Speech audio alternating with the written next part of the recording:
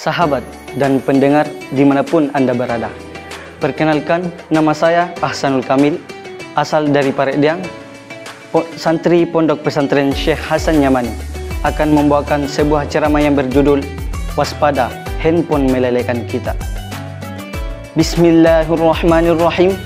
Assalamualaikum warahmatullahi wabarakatuh.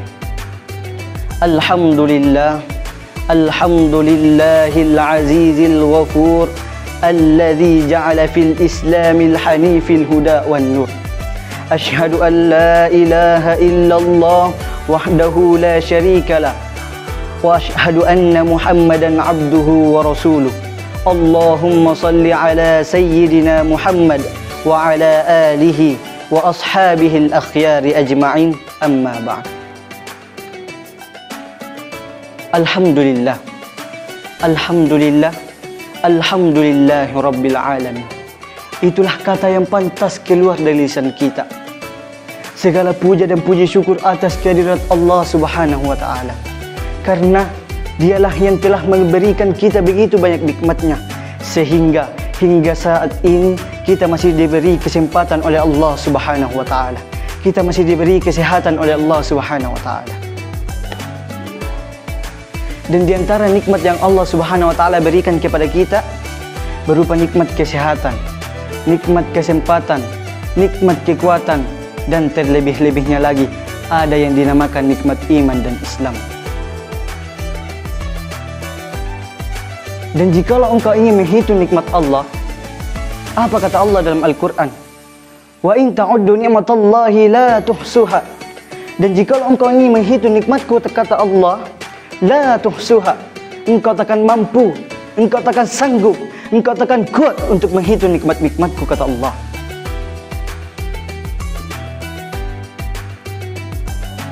Dan salawat berbikaikan salam tak lupa pula kita kirimkan kepada suri tauladan kita, junjungan Nabi besar kita.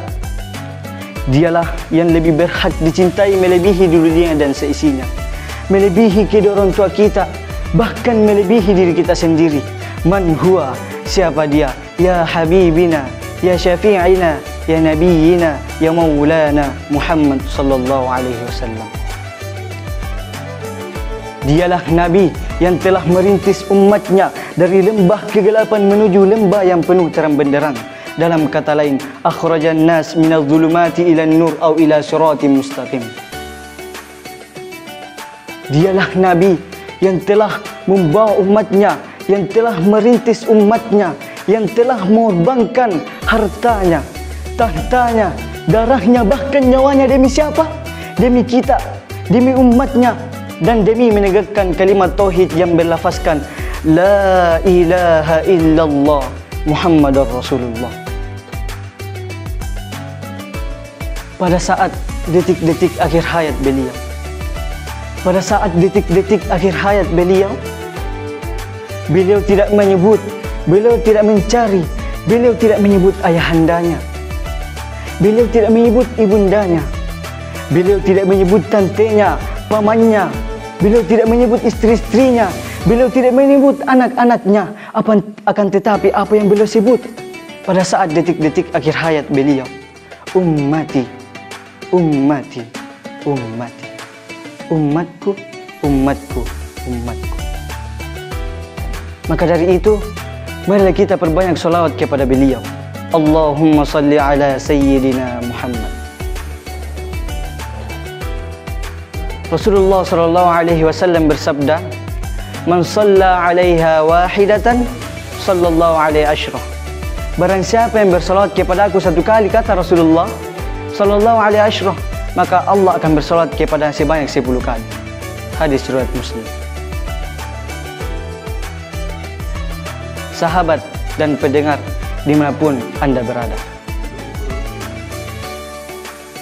setiap kita mungkin telah memiliki yang namanya handphone.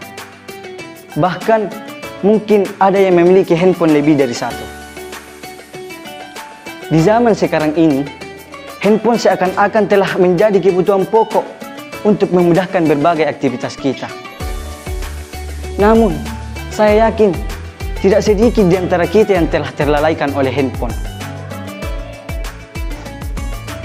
Banyak orang yang lalai berzikir karena handphone, lalai membaca Quran karena handphone, lalai sholat berjamaah karena handphone. Banyak anak yang lebih mementingkan handphone dibanding orang tuanya, lebih peduli kepada handphone dibanding orang tuanya, lebih peduli kepada gamenya dibanding orang tuanya. Bahkan ada anak yang rela membunuh orang tuanya karena apa? Karena tidak dibelikan yang namanya handphone. Betapa sering kita dengar rumah tangga hancur karena handphone. Betapa sering kita dengar, betapa banyak kita dengar orang yang bermaksiat karena handphone, orang yang tertipu karena handphone, orang yang selingkuh karena handphone, dan masih banyak lagi kelalaian yang diakibatkan oleh handphone. Allah Subhanahu wa taala berfirman, A'udzu billahi minasyaitonir rajim. Ya ayyuhan nasu inna wa'dallahi haqq fala yaghurrannakumul hayatud dunya wala yaghurrannakum billahil ghurur. Shadaqallahul azim. Ya ayyuhan nas, wahai manusia, inna wa'dallahi haqq, sesungguhnya janji Allah itu benar. Fala yaghurrannakumul hayatud dunya, maka sekali-kali janganlah kehidupan dunia memperdayakanmu. Wala yaghurrannakum billahil ghurur, dan janganlah setan yang pandai menipu memperdayakanmu tentang Allah. Quran Surah Fatir ayat 5. Sahabat dan pendengar dimanapun Anda berada, ayat ini mengingatkan kepada kita agar selalu waspada dalam kehidupan di dunia. Selalu waspada terhadap kehidupan di dunia. Salah satunya adalah waspada dalam menggunakan yang namanya handphone. Mengapa handphone harus diwaspadai? Karena handphone bisa mencelakakan kita di dunia maupun di akhirat. Di tangan orang yang salah, handphone bisa menjadi sumber kehinaan. Handphone bisa menjadi sumber malapetaka. Handphone bisa menjadi sumber kehancuran. Namun sebaliknya, jika handphone berada di tangan orang yang benar, handphone bisa menjadi wasilah atau jalan kebaikan. Bisa menjadi sumber kemuliaan. Bisa mengantarkan kita ke surganya Allah Subhanahu wa taala. Sahabat dan pendengar dimanapun Anda berada.